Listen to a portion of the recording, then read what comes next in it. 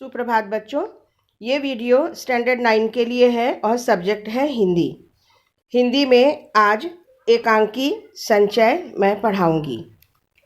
पिछले video class में मैंने जहाँ तक पढ़ाया था आज उससे आगे मैं पढ़ाऊंगी।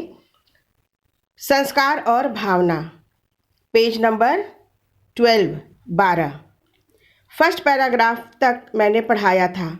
उस डाकिन ने मेरे बेटे को मुझसे छीना है, पर वास्तव में दोष उसका नहीं है। आज हम लोग उससे आगे पढ़ेंगे। उमा कहती है, माता जी, लगता तो मुझे भी ऐसा ही है। दोनों सास और बहू में वार्तालाप हो रहा है। तब तक अतुल का प्रवेश। स्वस्थ युवक, सांवला रंग, मुख पर दृढ़ता और आंखों में सौम्यता। उसे देखकर उमा उठती है, क्षण भर उसे देखती है। वह सदा की तरह शांत है, फिर रसोई की ओर चली जाती है। अतुल सीधे आकर कुर्सी पर बैठ जाता है और माँ को देखकर कहता है, अतुल, क्या बन रहा है माता जी? माँ अनसुना करके, अनसुना का मतलब है जैसे उसकी बातों को सुन करके भी वो ये दिखाती है कि उन्होंने नहीं सुना। और माँ कहती है, तूने सुना? अतुल कहता है, क्या? माँ, अविनाश बहुत बीमार था। स्वर भीग जाता है, यानी वो रोने रोने को हो जाती है, रुलाई आती है। और माँ कहती है, अविनाश बहुत बीमार था। अतुल कहता है, जूता खोलते खोलते, हाँ, उन्हें हैजा हो गया था। माँ अचरज से, तू जानता था? अतुल, हाँ। माँ, तूने मुझसे कहा तक नहीं? तब अतुल कहता है, तुमसे कहता क्यों? माँ कहती, क्यों, क्या मैं उसकी माँ नहीं थी? अतुल मुस्कराता है, माँ तो हो, पर सुनकर क्या करती? क्या उसके पास जाती? अतुल क्यों ऐसा कहता है? अतुल इसलिए ऐसा कहता है कि अतुल तो जानता है माँ को, इसलिए वो कहता है कि तुम तो उसे अपने घर से निकाल दी हो, तुम तो उसके साथ रहती नहीं हो, तुमने उसे दूसरी जाति की स्त्री से शादी करने के कारण तुमने उसे स्वीकार नहीं किया, तो फिर तुम जानकर क्या करोगी? अगर वो बीमार भी है तो तुम्हारा उससे क्या लेना देना? माँ सहसा जवाब नहीं देती। अतुल फिर कहता है, मैं जानता था तुम वहाँ नहीं जा सकोगी, और जाने से भी क्या होता है? जब तक तुम उस नीची श्रेणी की विजातीय भाभी को घर नहीं ला सकती, तब तक प्रेम और ममता की दुहाई व्यर्थ है।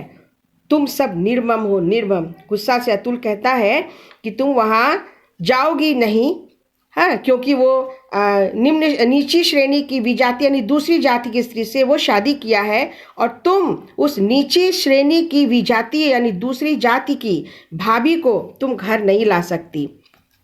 फिर ये कैसा प्रेम है? ये कैसी तुम्हारी ममता है? तुम तो निर्मम हो कि तुमने अपने बेटे और बहू को स्वीकार नहीं किया। माँ बीच में रोक कर कहती है, मैं निर्मम हूँ? अतुल, निर्मम ही नहीं, कायर भी। कायर क्यों कहा है?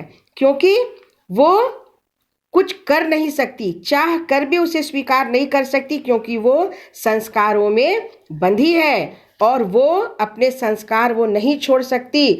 यहाँ तक कि अपनी माया, अपनी ममता को भी उसने अलग कर दिया है। इसलिए वो कहता है कि निर्मम ही नहीं, तुम कायर हो, तुम्हारे अंदर हिम्मत नहीं है कि तुम दूसरी जाति की स्त्री को बहू बनाकर अपने घर में तुम लाओ। जिन संस्कारों में तुम पली हो उन्हें तोड़ने की शक्ति तुम में नहीं है। माँ, उमा फिर प्रवेश करती है। उसके हाथ में चाय की ट्रे है जिसे वह कमरे में ले जा रही है, पर बात सुनकर रुकती है और कहती है, लेकिन आप में तो है, आप तो वहां गए होंगे। अतुल कहता है, मुझे वहां जाने के लिए कोई काम नहीं था, इसलिए नहीं गया। उमा और माँ एक साथ, आप भी नहीं गए? प्याले झंझनाते हैं, तू भी नहीं गया?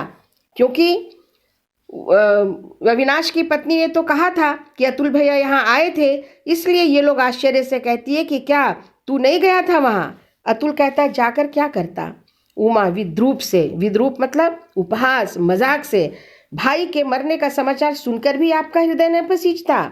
अतुल कहता है शांत स्वर में, उमा, यदि तुम भाई साहब को जानती होती तो ऐसी बात नहीं कहती। मुझे तो क्या, वे मेरे डॉक्टर को भी अपने पास नहीं आने देते। अतुल ने ऐसा क्यों कहा? कि अतुल बताना चाहता है कि मेरे भाई साहब जो हैं, अविनाश भैया जो हैं, वो बहुत कैसे, वो किसी से भी मदद वो नहीं लेना चाहते।